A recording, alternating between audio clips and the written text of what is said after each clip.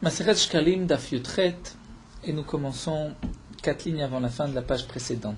Tane, Mizrach ou Ma'arav Ayunitunim.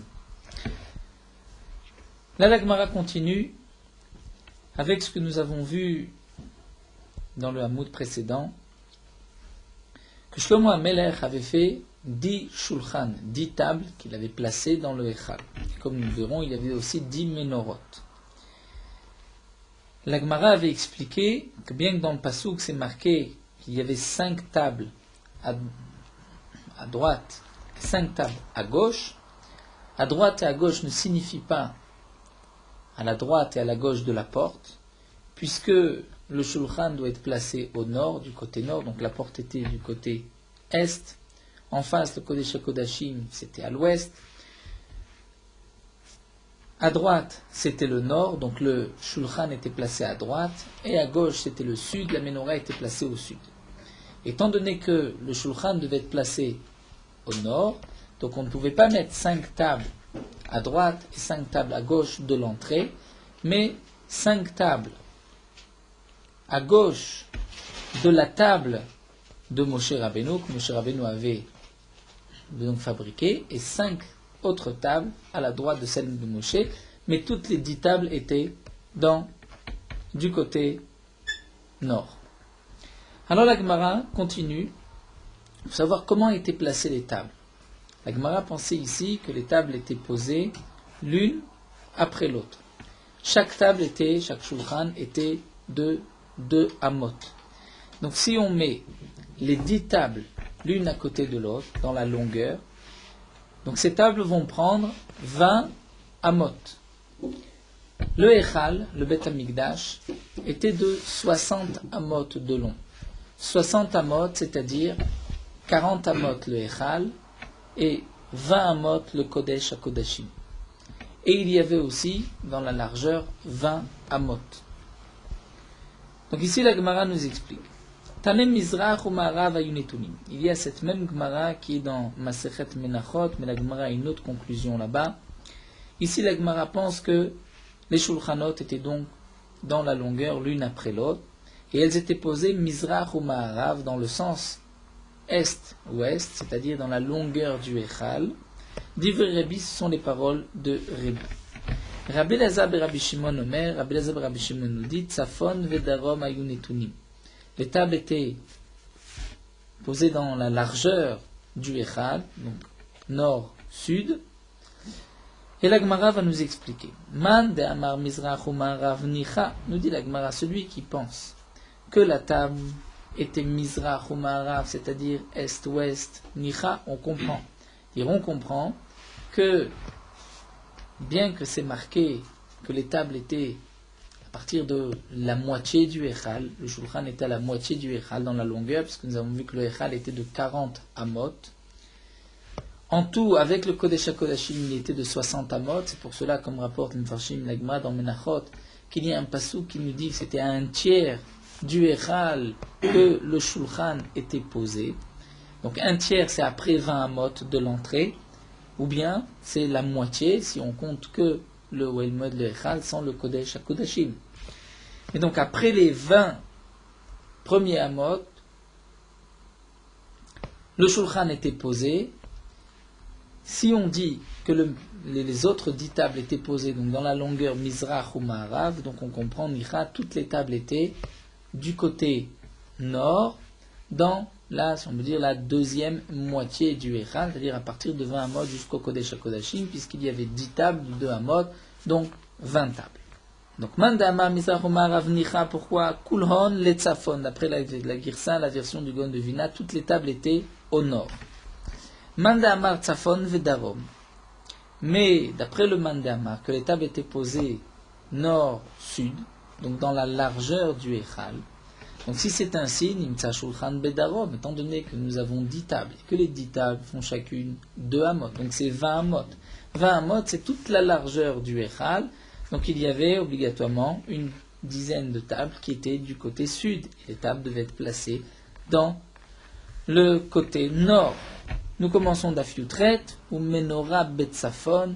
A priori, d'après le Gaon, on ne doit pas lire Menorah Betzafon. Mais bon, la question se pose aussi à propos de la menorah, étant donné qu'il y avait aussi 10 ménorotes. Donc 10 ménorotes, si elles étaient placées dans la longueur ou dans la largeur, la question est aussi la même. Si c'était dans la largeur, donc il y avait 10 ménorotes du côté nord, alors que la menorah doit se trouver du côté sud. La Gemara continue et nous rapporte une braïta, Tane. Comme le rapporte le Gaon de Vilna, la Gemara dans Masechet Menachot a une autre conclusion. La Gemara dans Masechet Menachot précise que même si on dit d'après le Mandéamar que c'était Tsafon Vedarom, c'est-à-dire dans la largeur, mais les tables n'étaient pas placées les unes après les autres, mais il y avait 2 rangées, puisque la Gemara pose aussi la question, et la table de Moshe Rabbeinu, où est-ce qu'elle était placée, même si c'est dans la longueur, l'une après l'autre. Donc il y avait 20 amot, mais avec la table de Moshe Rabbeinu, c'était encore 2 amot, donc ça fait 22 amot. On n'était pas dans la deuxième partie du Echal. Donc la conclusion de la Gemara, c'est qu'en vérité, c'était sur 2 rangées, donc 5 tables à côté de 5 autres tables. On continue. Tane, la Gemara nous rapporte une braïta, et cette braïta, c'est comme le mandama, que les tables étaient posées ouest-est.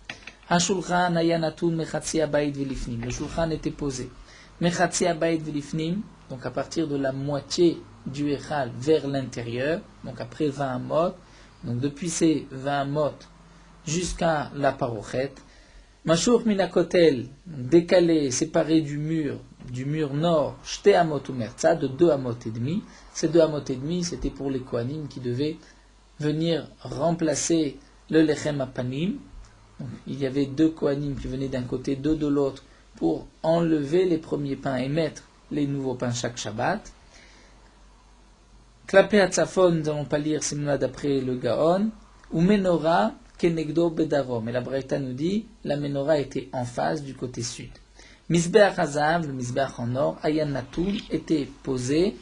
Et là, d'après le Gaon de Vilna, nous avons aussi une girsa, ou Misbeach Ayan Hazav, Ayan Natoun. Donc là, on va suivre la Gaon du Gaon en bas à gauche, ou Misbeach Hazav, le Misbeach en or, Ayan Natoun be'emtza, était au milieu, entre le Shulchan et la menorah, mais Mosher Klapechutz, il était un petit peu décalé vers l'extérieur. Vechulan ayu netunim mishlish habayit velifnim. Ils étaient tous placés d'un tiers du baït, c'est-à-dire lorsqu'on comptait le Echal avec le Kodesh HaKodashim, donc c'était 40 plus 20, c'était en tout 60.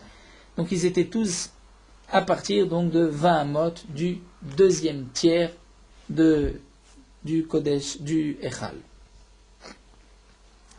Ensuite, nous reprenons la Girsa de la Gemara, Eser Menorot Asa Shlomo. La Gemara continue, nous dit qu'il y avait 10 Menorot, 10 Menorah que Shlomo Amelech a fait. Shenema, comme c'est marqué dans le Pasuk, Vaya, cette Menorot Azav Eser Ke Mishpato, en vérité dans le Pasuk c'est marqué Ke Mishpatam, Vaiten Baechal. Donc Shlomo Amelech a fait 10 Menorot, il les a placés dans le Echal, Chamesh Miyemin, Chamesh Mismol, 5 à droite et 5 à gauche. Et là encore, le Yerushalmi nous dit, Intema Chamesh Betzafon, Chamesh Judaum, si tu expliques 5 au nord et 5 au sud, c'est-à-dire 5 à gauche de la porte et 5 à droite de la porte, Valoen Amenorah Ksheri la Bedarom. La menorah n'est kshera que du côté sud. Donc ça ne pouvait être qu'à la gauche de la porte. Shenema, comme c'est marqué, Veta Menorah Nochara Shulchan. Et la menorah devait être en face du Shulchan Alirech Hamishkan Temana, du côté sud. Matan Mudloma Chamesh Mimin Chamesh Mismol. Donc qu'est-ce que signifie dans le passou qui est rapporté de Divrei Yamim qu'il y en avait 5 à droite et 5 à gauche? Donc là encore, le Yerushalmi dit Chamesh Mimin Menorato Shel Moshe et Chamesh Mismola. Il y en avait 5 à la droite de la menorah que Moshe Rabbeinu a fabriquée et 5 à la gauche de la menorah de Moshe Rabbeinu. Afal Pichen, malgré tout, Lo Yamavir et la Shel Moshe Bilvad. On n'allumait que la menorah de Moshe, Shneimar Menorah Zaav. Menorah Taza'a, Venerotea, Levaer, Ba'erev, Ba'erev. Donc on voit que c'était une seule menorah au singulier qu'on allumait. Et Rabbi Yosef et Rabbi Yuda, Omer al-Kula Mayamavir, d'après Rabbi Yosef et Rabbi Yuda, on allumait toutes les menorot, c'est un peu la même marloquette que nous avons vu plus haut concernant le Shulchan. Est-ce que les Lechem Apanim étaient posés juste sur le Shulchan de Moshe Rabbeinu ou même sur les 10 Shulchanot que Shlomo Amelech avait fabriqués chez Nehema? Donc la Gemara nous rapporte un passouk.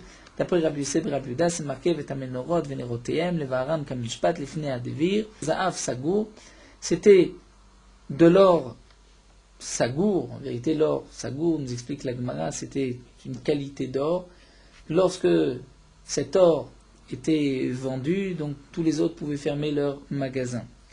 Ve'a perach, ve'a nerot, ve'a milkachaim, donc il y avait les fleurs, les nerot, les veilleuses, ve'a milkachaim et les pinces, za'avu, c'était en or, michlot zahav, c'est-à-dire, comme explique Mefarshim, le pshat pashut, le tout était en or sans aucun mélange. Et la Gemara va nous expliquer ici la drasha. Que signifie Michlot Zahav d'après le Drash? Hen Kilou Zahavo Shel Shlomo, d'après le Gaon de Vilna, on doit lire Hen Kilou. Ils ont utilisé, si on veut dire, tout l'or de Shlomo HaMelech, c'est-à-dire pour ces menorot, Shlomo HaMelech n'avait plus d'or. Taner Rabbi Yehuda, la Gemara nous rapporte une braïta. Rabbi Yehuda nous dit Beshem Asi. Aya Shlomo HaMelech, Notel prenait, d'après le Babli, Shlomo HaMelech prenait pour toute menorah, c'est marqué Mefourage, pour toutes les ménorotes, pour chaque menorah, Elef Kikarezav, 1000 blocs d'or, ou Machnissam Leko, et il est rentré dans le feu pour affiner cet or, ou Motzian, et il est sorti Achu Ma'amidam al-Echad. Et ensuite, de ces 1000, il n'avait gardé qu'un seul bloc d'or. Dans le Babli, dans Masechet Menachot Afraftet, le Babli nous dit que Shlomo HaMelech a fait rentrer 1000 fois tout cet or dans le feu, et donc à chaque fois, il y avait un morceau d'or qui disparaissait, puisqu'il ne voulait garder que l'or le plus pur. Et il avait gardé en tout, après ces 1000 Kikare Zahav, il avait gardé juste un seul morceau d'or, les Kayem Hashnema, pour accomplir ce qui est marqué dans le passou, Kikar Zahav Taor Asa Ota. Donc il avait fait d'un Kikar, c'est un bloc de la mesure d'un Kikar, Zahav Taor d'or pur, Asa Ota, qu'il avait fait la Menorah. Tanya Amar Rabbi Yosef be Rabbi Yehuda. Rabbi Yosef be Rabbi Yehuda nous dit, Maaseh be Menorat Zahav, She'asa Moshe. Là encore, nous avons une autre girsade, après même le Korban Haïda, Bemenorat Mikdash, donc non pas la menorah de Moshe Rabbeinu, mais la menorah du Bet HaMikdash, Ve'aita yetera dinar za'av. Elle avait un dinar en plus sur la quantité, sur le kikar, elle pesait un dinar en plus, équivalent d'une petite pièce de monnaie, Virnisua lekour shmonim pa'am, et ils l'ont fait rentrer donc, dans le feu pour l'affiner 80 fois, Velo chasra klum, et elle n'a rien manqué. C'est-à-dire que elle est restée avec ce dinar za'av. Donc là, nous avons en vérité plusieurs girsaot dans le Babli même. Le Babli dit que lorsqu'on a rentré dans le feu, ensuite on a retrouvé la bonne mida. Donc le kikar, en plus, le dinar za'av en plus avait disparu. Mais là, le Gaon de Vilna n'est pas d'accord avec l'idée de changer le Yerushalmi. Il pense que d'après le Yerushalmi, effectivement, la menorah est restée telle qu'elle, elle n'a pas bougé, velo chasra klum. Et la Gemara explique comment se fait-il que ça n'a pas bougé, pourquoi par le feu l'or ne s'est pas encore affiné, et donc ce dinar za'av n'a pas disparu en plus. Et le Yerushalmi explique veillez out. Et c'est vrai, c'est juste adelo yakum al berare avechaser sagin. Tant que nous avons un bloc d'or et qu'on n'a pas pu l'affiner au maximum, donc à chaque fois qu'on le met dans le feu, l'or va diminuer. Man du kayam al berare, mais à partir du moment où l'or s'est affiné au maximum, eh bien l'or chaser kloum, même si on le met encore plusieurs fois dans le feu, on garde toujours la même quantité. Vous savez que le principe de l'or, c'est qu'on le met dans le feu, et puis l'or a une autre température que les autres métaux, et ainsi de suite, on peut enlever et purifier toute l'or. Donc on voit que déjà à l'époque, c'est ainsi qu'il purifiait l'or. Donc là, d'après la Gemara, comme je l'ai dit tout à l'heure, a priori toute l'or qui se trouvait dans la menorah, c'était un or qui était une mâche pure, et donc aussi très, très malléable. Halacha Dalet Matnitiv, nous commençons avec une nouvelle Mishnah. La Mishnah vient nous expliquer ce que nous avons vu au début du Perek, dans la première Mishnah.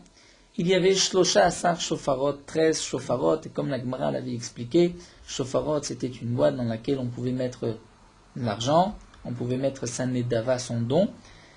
C'était comme un chauffard qui était étroit en haut et plus large en bas pour ne pas qu'on puisse faire sortir et voler de l'argent au Beth Amikdash. Et donc là, la Mishnah va nous expliquer, Shlosha Asar Shofarot, la Yub Amikdash, il y avait 13 Shofarot dans le Beth Amikdash. Vekatou Valem, et c'était marqué dessus. Sur un chauffard, Taklin Chadetim, les nouveaux shkalim. Taklin, c'est shekel, Chadetim, nouveau.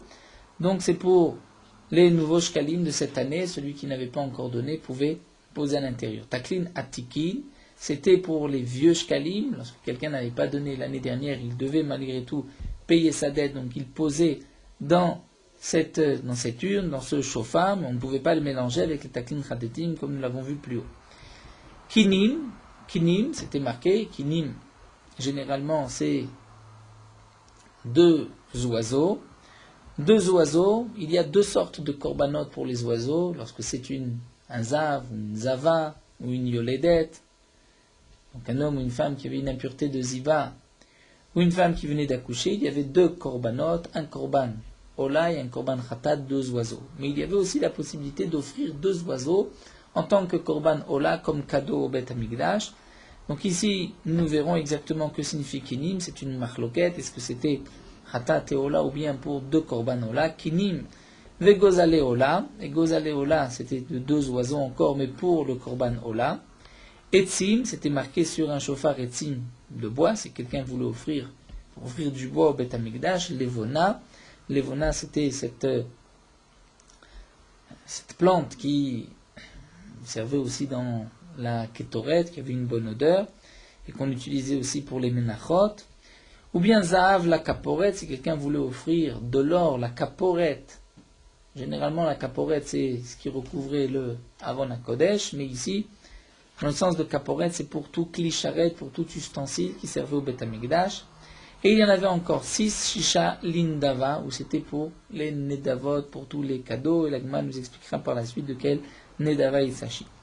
La Mishnah reprend Taklin Chadetin, les nouveaux shkalim, Shebechol Shana Veshana de chaque année, donc de l'année en cours. Vatikin, les vieux, Mishelo Ivi Shtaket, celui qui n'avait pas apporté l'année dernière, Shokel les Shana Abba, il devait apporter l'année suivante.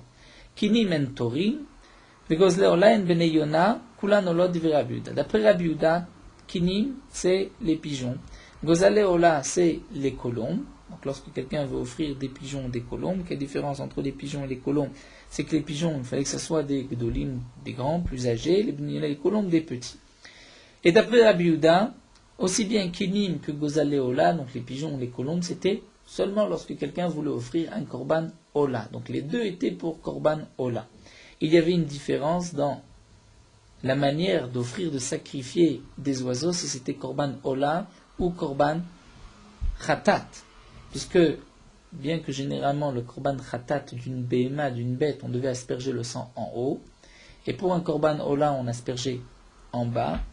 Pour les oiseaux, c'était le contraire. Pour le korban khatat, c'était en bas, et pour le korban ola, c'était en haut. Et comme la Gemara, les Mishnot nous expliquent dans Masechet Zvachim, la Avoda, donc la manière de sacrifier un korban ola était différente d'un korban khatat, aussi bien pour les bêtes que pour les oiseaux. D'après Rabbi Yehuda, tout ce qu'on versait ici, c'était pour des korban ola. Là où c'était marqué kinim, c'était lorsqu'on voulait offrir un korban khatat et un korban ola, par exemple zav, zava ou yoledet. Et gozale ola, c'était kulan olot, lorsque quelqu'un voulait offrir un korban ola, deux oiseaux, donc il mettait de l'argent dans ce chauffard. À Omer, la Mishnah continue. Celui qui dit à la yetzim, je veux offrir du bois pour le Beth Amikdash. Lo yifrot mishne gzir. Il ne doit pas offrir moins que 2 bûches. Levona, si quelqu'un dit je veux offrir une levona, lo yifrot mi kometz. Il n'apportera pas moins que kometz, c'est-à-dire de quoi une kmitza, une pleine poignée. Zaav, si quelqu'un dit je veux offrir de l'or, lo yifrot mi dinar zaav. Il n'amènera pas moins qu'un dinar zaav. Shisha lindava. Dans les 6 autres shofarot où c'était marqué lindava, que signifie lindava? Nedava mayo simba, qu'est-ce qu'on faisait avec? Le krinba olot, on achetait des korban ola, et le korban ola abassar, la shem, la viande la chair était brûlée sur le misbéach pour Akadosh Baruch Hu, ve'orot, et la peau était la kohanim pour les kohanim. Ze midrash darash Yehuda Kohen Gadol, c'est une des drachot que, c'est la dracha que Yehuda Kohen Gadol a faite, puisqu'il a expliqué le pasuk, c'est marqué Hacham ou Hachom Hacham Lachem. Le pasuk nous dit, c'est un korban Hacham, c'est pour expier sa faute, Hachom Hacham Lachem. Il y a une contradiction dans ce même pasuk. Lorsqu'on dit Hacham hu, c'est-à-dire qu'on donne le statut à ce korban, on parle d'un korban khatat, quelqu'un qui avait fauté, on donne le statut d'un Hacham. Le din d'un korban Hacham, c'est comme c'est marqué ailleurs, comme Rashi le rapporte dans Masechet Zvachim, c'est marqué Kachatat Kahacham Torah Achat Lahem, que la viande était mangée par les Kohanim. Ensuite, c'est marqué Hacham Lachem. Donc le Hacham, c'est que pour Akadosh Baruch Hu, pas pour les Kohanim. Donc comment expliquer la contradiction dans le même pasuk?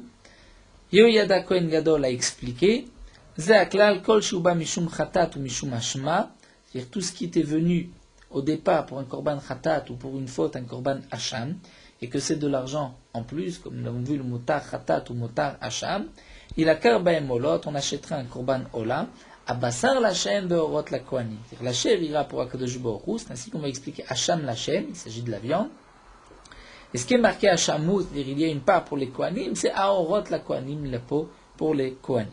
Nimtseu shne knuvim kayemim.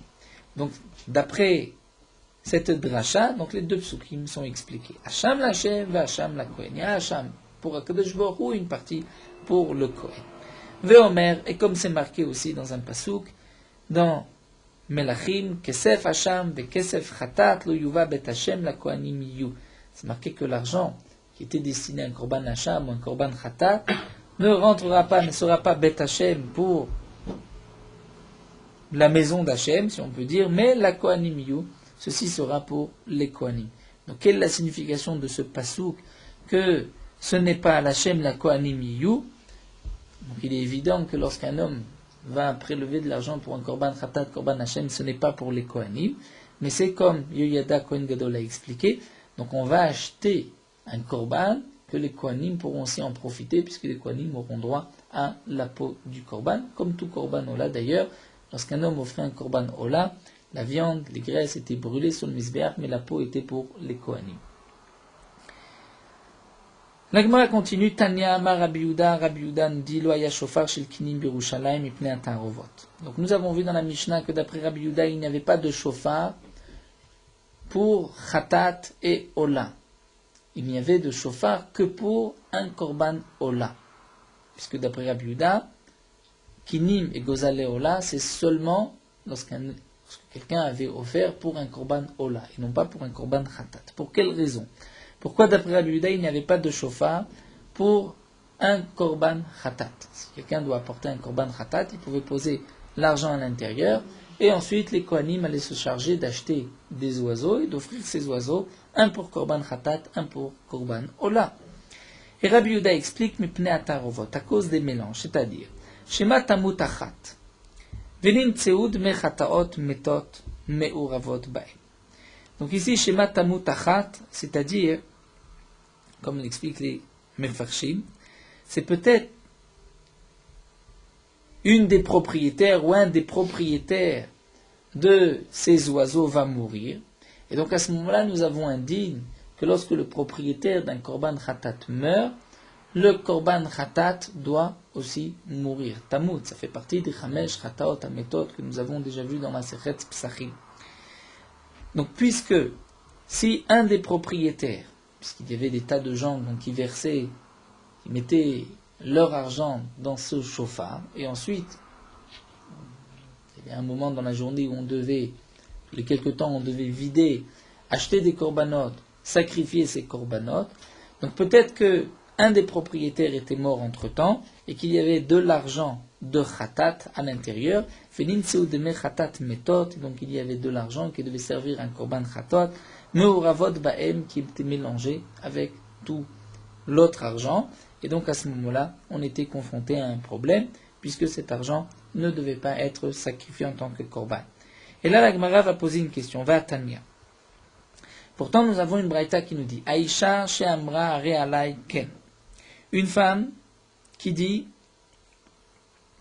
je veux apporter un can. Plus exactement, comme le Taklin Chadetin nous rapporte ici, on parle dans le cas où une femme a une obligation, non pas qu'elle fait un don, mais elle a une obligation, elle sort d'une impureté de ziva ou après une naissance. Elle doit apporter un korban khatat et un korban ola, donc 2 oiseaux, et elle vient poser la question, comment vais-je faire? Voici, j'ai de l'argent pour mes korbanot. Alors on lui dira, meviad mekan, elle devra apporter l'argent d'un nid, c'est-à-dire d'un nid de 2 oiseaux, venotnato beshofar, elle le pose à l'intérieur du shofar, d'après les chachamim, puisque cette braïta ce sont les chachamim, et puisque d'après les chachamim il y avait une c'était le shofar, dans lequel on mettait de l'argent pour acheter ses korbanot, donc elle allait placer son argent au shofar. Nous tournons la page, Ve'ochelet bekodashim, et elle pouvait ensuite, le soir même, manger des korbanot, puisque nous avons une halacha. Une femme qui est mechuseret kapara, qui lui manque une kapara, elle doit apporter ses korbanot après une impureté de ziva, même si elle s'est purifiée de son impureté, ou après une naissance, elle s'est purifiée de cette naissance, malgré tout, elle doit apporter un korban. Tant qu'elle n'a pas apporté ce korban, elle ne peut pas elle-même manger d'autres korbanot, comme nous l'avons vu aussi dans Masechet Psachim, c'est le digne du Mechusar Kippourim. Donc cette femme peut, le soir même, manger des korbanot. Elle ne doit pas se soucier, est-ce que les Kohanim m'ont offert, ont apporté mon korban ou pas? C'est sûr que les Kohanim l'ont apporté. Pourquoi?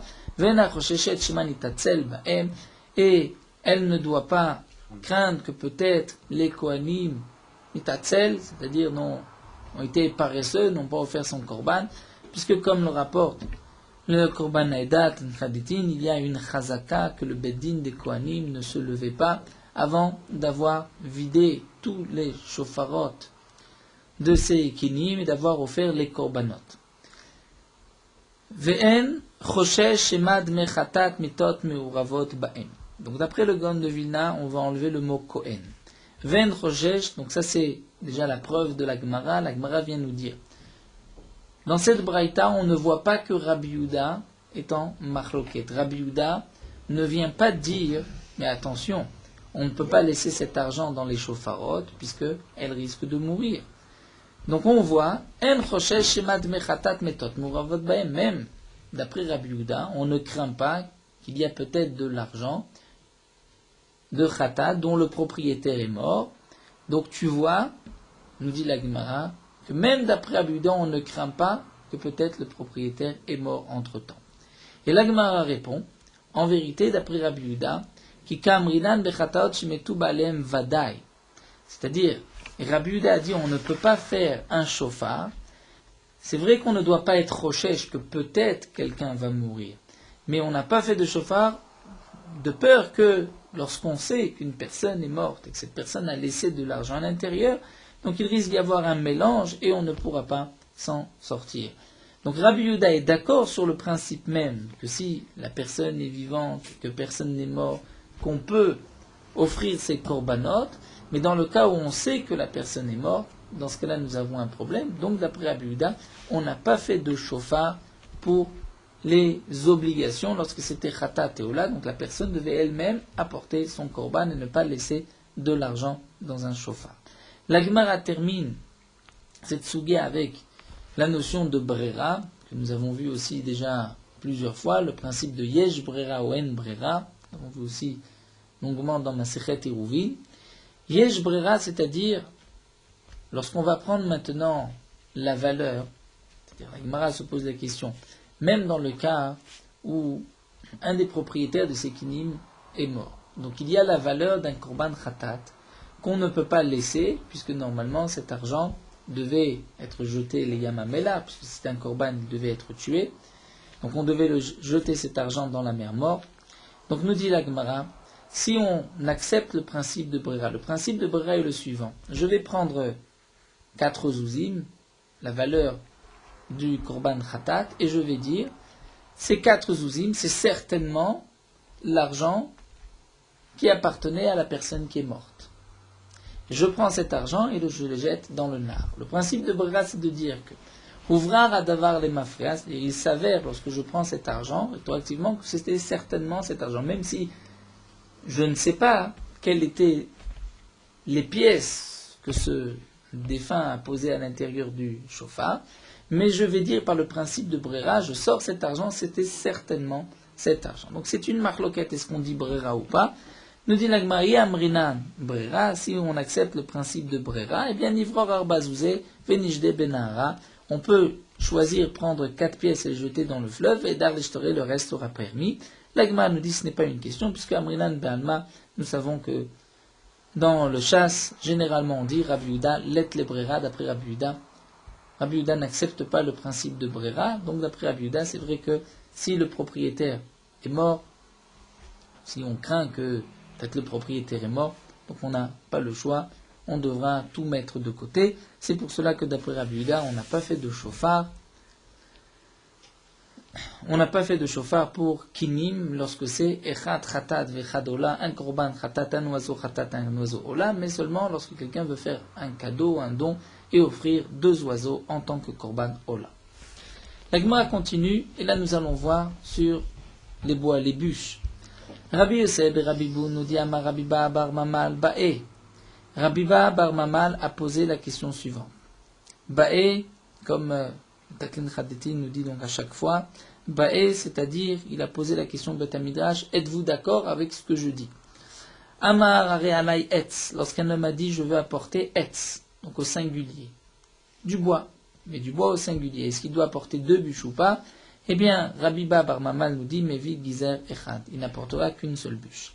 Amar Rablazar nous dit Matnita Amraken, c'est même une Mishnah qui nous dit ça. Puisque c'est marqué chez Ze Korban Bifnatzmo, Veze Korban Bifnatzmo, nous allons voir que même les 2 bûches, c'était chaque bûche un korban en soi, Kaïd et Taninan, comme nous avons enseigné Taman là-bas, Shnaim Beyadam, Shne Gizre Etzim, dans ma Sechet Yoma, nous verrons Bezrat Hashem que dans les mains des Kohanim, il y avait le soir 2 bûches. Et il fallait pour cela 2 Kohanim. Chaque Kohen portait une bûche. Puisqu'on voit qu'on pouvait diviser les 2 bûches, donner une bûche à un Kohen, une bûche à un autre Kohen, donc c'est la preuve que c'était 2 korbanot et pas un seul korban de 2 bûches, sinon un seul Kohen aurait dû les porter. La bûche n'était pas énorme, comme nous allons le voir. Mara va nous expliquer que la bûche était seulement d'une ama sur une ama. Même la largeur était de 60 cm sur 60 cm. Ça n'était pas énorme. La Gemara continue. D'après le Gaon de Vina, on va sauter ces 4 mots, Korban, Rabot et Taïtzim. D'après d'autres, la Gemara veut juste apporter une preuve d'où est-ce qu'on sait qu'on peut apporter un Korban Etzim. Korban, c'est marqué dans le Passouk. Korban, ceci vient inclure les Rabot et Taïtzim qu'on peut offrir du bois au Beth Amikdash. C'est ce qui est marqué dans le Passouk qui t'acrive Korban Mincha. Korban Mincha, c'est un Korban, c'est même du bois. Comme on voit par ailleurs au sujet des Masret Tanim, de ces 9 familles que nous avons vues qui apportaient Al Korban Haetzim. C'était appelé un Korban Haetzim. Rabbi Yoshua ben Levi Amar, Ovian Ama, Be'ama Socheket.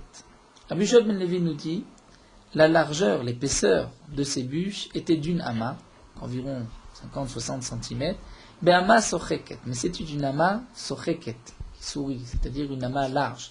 Comme l'on a dit, il y a 2 sortes de ama. On peut compter une ama socheket ou une ama atzevet, un atzev, qui est crispé, qui est triste.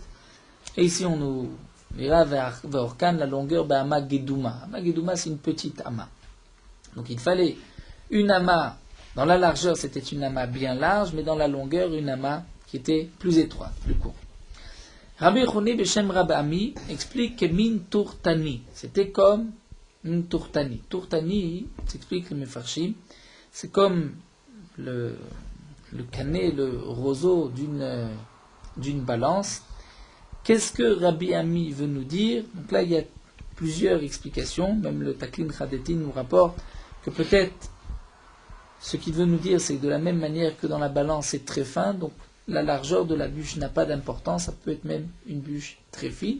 La longueur est importante puisque la maracha, comme nous le verrons, ne faisait qu'une ama.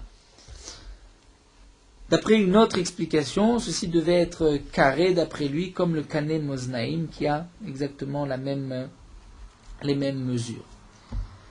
Amar Rav Shmuel bar Rav Yitzhak, les fiches shelo haya makom hamaracha el ha'ama al hama. Donc Rav Shmuel bar Rav Yitzhak vient nous dire, puisque l'endroit de la maracha où on posait les bûches et où on brûlait les corbanotes était étroit, ne faisait qu'une ama sur une ama, c'est pour cela que dans la longueur, on ne pouvait pas mettre une ama, on ne pouvait pas mettre une bûche d'une ama bien large, puisque sinon la bûche allait dépasser l'endroit de la maracha et elle ne devait pas dépasser l'endroit de la maracha.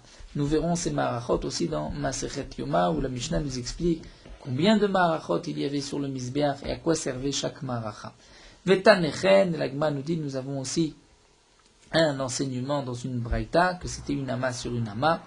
Et d'après le Gaon de Vilna, nous allons sauter ama yesod, ama sovev, nous allons lire ama karkov, ama kranot, ama maracha. C'est-à-dire sur le misbeach, lorsqu'on enlève, puisque la largeur du misbeach était de 5 amot, donc si on enlève une ama pour les coins, on parle au moins de la maracha du misbeach de Moshe Rabbeinu, puisque le misbeach dans le Beth Hamikdash était de 32 amot sur 32 amot, mais pour le misbeach de Moshe Rabbeinu, c'était 5 amot sur 5 amot. Si on enlève une ama des cranotes des coins, ensuite une ama de karkov, c'est-à-dire là où les kohanim marchaient au milieu, et il restait ama maracha, une ama pour la maracha au milieu. Donc une ama sur une ama. Levona loifrot mikometz, nous avons vu si quelqu'un offre une levona, il ne pourra pas prendre moins qu'une kometz, c'est-à-dire de quoi faire une pleine poignée. La Gemara va nous expliquer d'où est-ce qu'on sait qu'une levona, c'est pas moins qu'une comète. Il y a deux sortes de levona. Il y a la levona qui vient avec une mincha, puisque dans la mincha, dans une offrande, on posait aussi de la levona sur l'offrande, et ensuite on devait la brûler. Et il s'agissait aussi d'un comète. C'est quoi la levona, c'est une plante qui avait une bonne odeur, qui était utilisée dans l'actoret, dans la fabrication de l'actoret, et qui était aussi utilisée dans les menachot, dans les offrandes, et on pouvait aussi offrir de la levona et brûler cette levona sur le misbeach. Alors la Gemara va nous expliquer d'où est-ce qu'on sait que la levona c'est pas moins qu'un kometz. Neemar kan askara, veneemar lelan askara. C'est marqué ici. Ou ici, au sujet de la levona qui est offerte avec une mincha, on nous parle d'un kometz. Comme le Taklin Chadetin nous rapporte les psukim, ve'et, kol, halevona, ensuite c'est marqué askarata l'Hashem, il s'agit d'un kometz, askara. Venez marlelan au sujet du lechem apanim, où il y avait aussi de la levona, puisque entre les deux rangées de pain, il y avait 2 cuillères, dans lesquelles il y avait de la levona. Il y avait 2 kometz, donc un kometz dans chaque cuillère, et ensuite on allait brûler la levona sur le misbeach, et ce n'est qu'après qu'on pouvait manger le pain du lechem apanim. Donc ici, nous dit la Gemara. Dans le pasouk, lorsqu'on parle de la levona qui était sur la mincha, c'est marqué askara. Au sujet du lechem apanim, c'est marqué aussi askara. Ma askara mourlelan melo kometz. De la même manière que l'askara qui est marqué au sujet du lechem apanim, c'était l'équivalent d'un kometz. Eh bien, on dira de même pour la levona, pas seulement celle qui vient avec la mincha, mais même lorsque quelqu'un veut offrir de la levona, c'est aussi un kometz. Afaskara mokan melo kometz. Alors la Gemara va poser une question. Mais si tu l'apprends du lechem apanim, imaskara mouralelan shne, comme si dans le lechem apanim il y avait 2 kometz, puisqu'il y avait en vérité 2 cuillères. Chaque cuillère était pour une rangée. C'est vrai qu'il y avait un kometz pour chaque rangée, mais en tout il y avait 2 kometz. C'est-à-dire 2 fois l'équivalent d'une pleine poignée. Donc on devrait dire aussi afaskara mokan shne comme si. Donc si quelqu'un veut faire un don d'une levona, il doit apporter l'équivalent de 2 kometz. La Gemara continue, et là nous allons suivre la gare du Gaon de Vilna. Amar Ravila, Ravila nous dit, Klum lamdou les kometz milechem apanim. Ravila n'est pas d'accord, et pense qu'on n'a pas appris le kometz abba bifne atzmo, c'est-à-dire qu'on va offrir sans aucune mincha, on ne l'apprend pas du lechem apanim, et là, mimincha lamdou, on l'apprend de la mincha elle-même. Donc on ne va pas lire dans la Gemara, la milechem mimincha troté. On l'apprend d'une mincha. Malela. Et de la même manière que là-bas. Donc là-bas dans la mincha, comme le rapporte ici le Taklin Chadetin, le Pasuk, c'est marqué Ve'erim menu bekumtso, misolet mincha ou mishamna ve'et kol alevona. C'est-à-dire on doit prélever mikumtso, une pleine poignée de solet et ensuite donc de farine mélangée avec de l'huile et ensuite de la levona. Ve'et kol alevona, c'est-à-dire il y avait le likut levona, on devait rassembler toute la levona qui était sur la mincha et la brûler. Et il y a un ekesh entre la mincha et la levona, et on va dire de la même manière que lorsqu'on prélevait, on faisait la kmitza d'une mincha, c'était un kometz, donc la levona aussi, c'est l'équivalent d'un kometz. Donc on apprend le kometz de la levona, du kometz de la mincha, et on va dire ma'alelan kimutz achaser kasher, donc non pas comme c'est marqué dans la Gemara, nous explique comme Nubina, mais de la même manière que le kimutz achaser, lorsqu'il manque dans la levona qui venait avec la mincha, il manquait, il y avait moins qu'un komet, c'était kasher.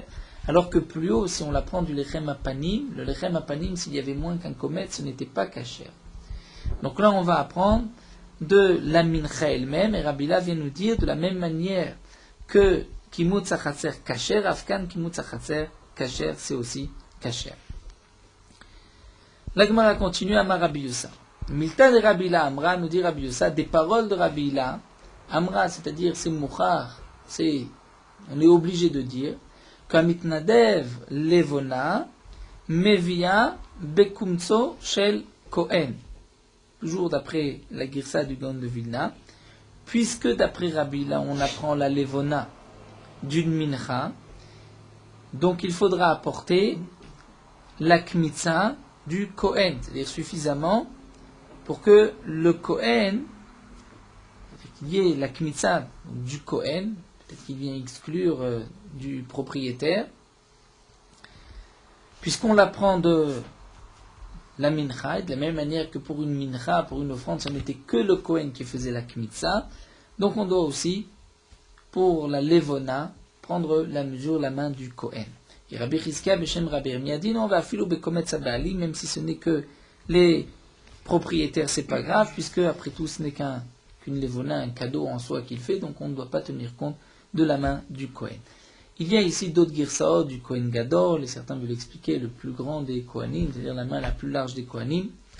N'oublions pas que la Gemara dit dans Masechet Menachot que dans chaque main de Kohanim, dans une kmitza, il n'y avait pas moins que 2 kazaït. 2 kazaït, ça correspond quand même à une bonne main. Ça ne veut pas dire que les Kohanim avaient des mains plus grandes que les autres. On continue, Za'av lo ifrot, nous avons vu que lorsqu'un homme offre Za'av de l'or, il n'apportera pas moins qu'un dinar, nous a dit la Mishnah, Rabbi Lazar, ou Shizkir Tsura, mais à condition qu'il ait parlé de pièces. Donc Tsura, une pièce, là il devra apporter le minimum un dinar. Aval, il nous iskir Tsura, mais s'il n'a pas parlé de Tsura de pièces, mais via Filotsinura, il pourra apporter même une petite fourchette. Tsinura, c'est Mazlet Katag, une petite fourchette. Shisha Lindava, on continue, nous terminons cette Mishnah, c'est marqué qu'il y avait 6 shofarot Lindava pour tout Nidavot, pour tout cadeau, pour tout korban. Chizki Amar, pourquoi 6? Keneget Shisha Bate Avot. Par rapport aux 6 Bate Avot, c'est-à-dire 6 familles de Kohanim qui servaient au Beth Amikdash, puisque les Kohanim étaient divisés en 24 mishmarot, en 24 groupes. Chaque mishmar servait une semaine, et pendant les 6 jours de la semaine, donc le mishmar était divisé en 6 familles. Chaque famille servait un jour dans le Beth Amikdash, et le Shabbat, tous les Bate Avot du même mishmar servaient au Beth Amikdash.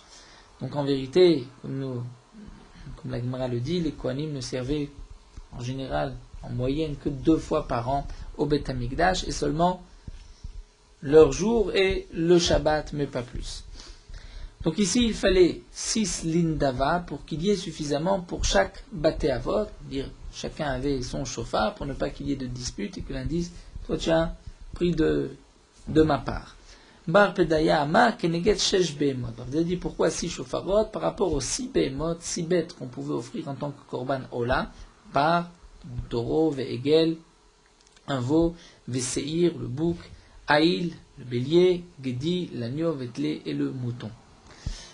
Shmuel Amar, d'après Shmuel, c'est Keneged Shisha Korbanot par rapport aux 6 Korbanot. On va peut-être lire la parenthèse, Kinezavim, Kinezavot, Kineyoldot, Chataot Hashamot, le God enlève Menchot, et on garde juste Asirit Efa.